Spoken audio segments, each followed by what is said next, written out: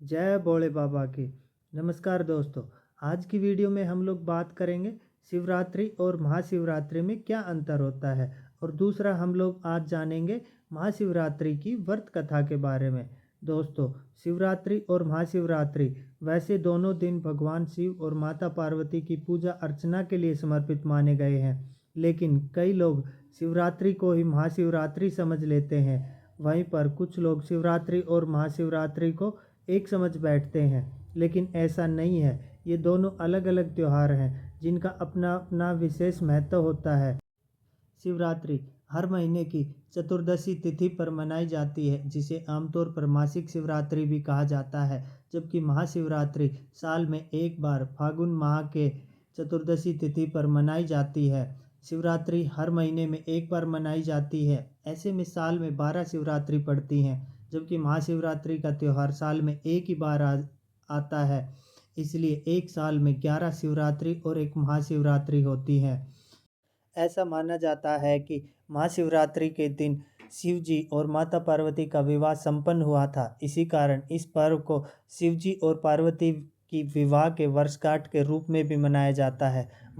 उम्मीद है आप लोगों को अब शिवरात्रि और महाशिवरात्रि के बारे में पता चला होगा कि ये दोनों अलग अलग चीज़ हैं और दोनों का अपना अलग अलग महत्व होता है। अब दोस्तों, वीडियो में आगे हमने आप लोगों को बोला था कि आज हम महाशिवरात्रि की व्रत कथा के बारे में आपको बताएंगे, तो वीडियो में लास्ट तक ज़रूर बने रहना और महाशिवरात्रि की व्रत कथा को शुरू से लेकर और लास्ट तक ज़रूर सुनना। पूर्व काल में चित्रभानु नाम का एक शिकारी था, जो जानवरों का शिकार करके अपने परिवार का पालन पोषण करता था। वह एक साहूकार का कर्जवान था और उसका कर्जा नहीं दे रहा था। एक दिन साहूकार ने गुस्से में आकर उस शिकारी को अपने शिवमठ में बंदी बना लिया, और संयोग से उस दिन शिवरात्रि थी और साहूकार के घर में चारों ओर शिव संबंधी धार्मिक बातें चल रही थी। तो उस शिकारी ने सारा दिन वो शिव संबंधी बातें सुनी और शाम को शिवरात्रि की व्रत कथा भी सुनी। फिर शाम होते ही साहूकार ने शिकारी को अपने पास बुलाया और अपना कर्ज चुकाने को कहने लगा। फिर वो शिकारी बोला कि उसे एक दिन की और मोहलत दे दी जाए, वो उसका कर्ज चुका देगा। फिर साहूकार ने उस शिकारी पर दया आ गई और उसको छोड़ दिया। तो वो शिकारी पूरे दिन का भूखा प्यासा शिकार की खोज में जंगल की तरफ निकल पड़ा, और वो जंगल में काफ़ी आगे निकल गया और रात हो गई। और फिर उस शिकारी ने रात जंगल में बिताने की सोची और वहीं तालाब के किनारे एक बेल के पेड़ पर बैठकर रात बीतने का इंतजार करने लगा। और संयोग से उसी बेल के पेड़ के नीचे शिवलिंग भी थी। शिकारी को उसका पता नहीं चला, और जब वो अपना पड़ाव बना रहा था तब कुछ बेल पत्थर टूटकर उस शिवलिंग पर चढ़ गए। इस प्रकार दिन भर भूखा प्यासा रहकर शिकारी का व्रत भी हो गया और शिवलिंग पर बेल पत्थर भी चढ़ गए। एक पहर रात्रि का बीत जाने के बाद एक हिरनी, जो कि गर्भ से थी, तालाब में पानी पीने पहुंची।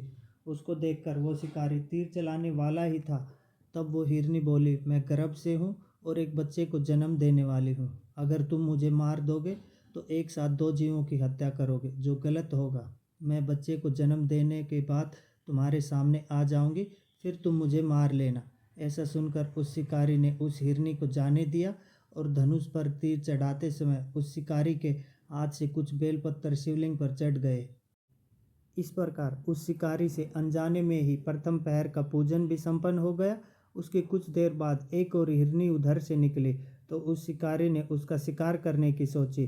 तो उसी समय उस हिरनी ने शिकारी से बोला कि वो अपने पति की तलाश में आई है और अपने पति से मिलकर वो तुम्हारे पास वापस आ जाएगी। उसके बाद तुम उसका शिकार कर लेना।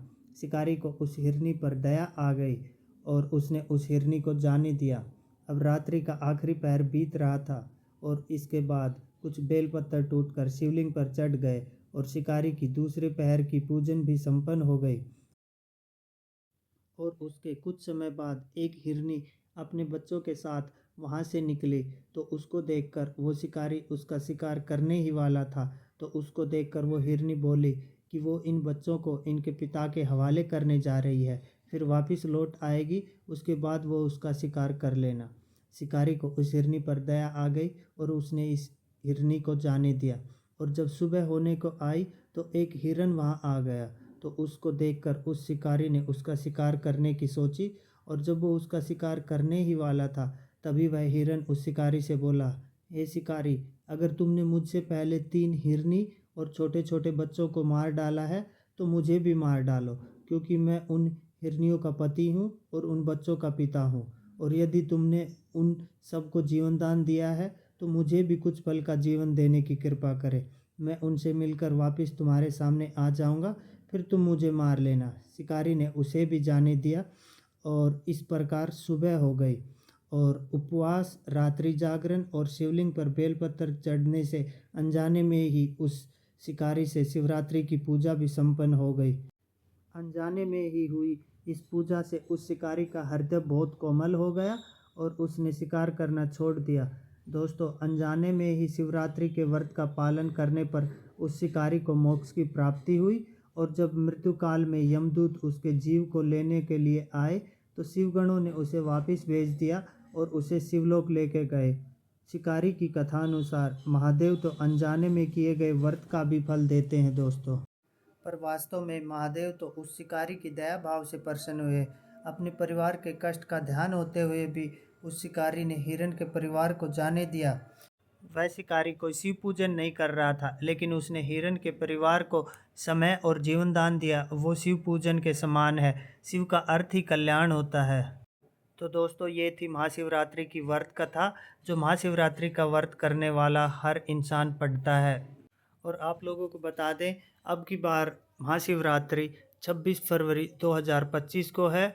तो आप लोगों से विनती है कि कृपया भोले बाबा और पार्वती माँ के इस पावन अवसर पर आप व्रत कीजिए और महाशिवरात्रि की जो व्रत कथा आज हम लोगों ने आप लोगों के लिए सुनाई है, उस कथा को ज़रूर सुनिएगा।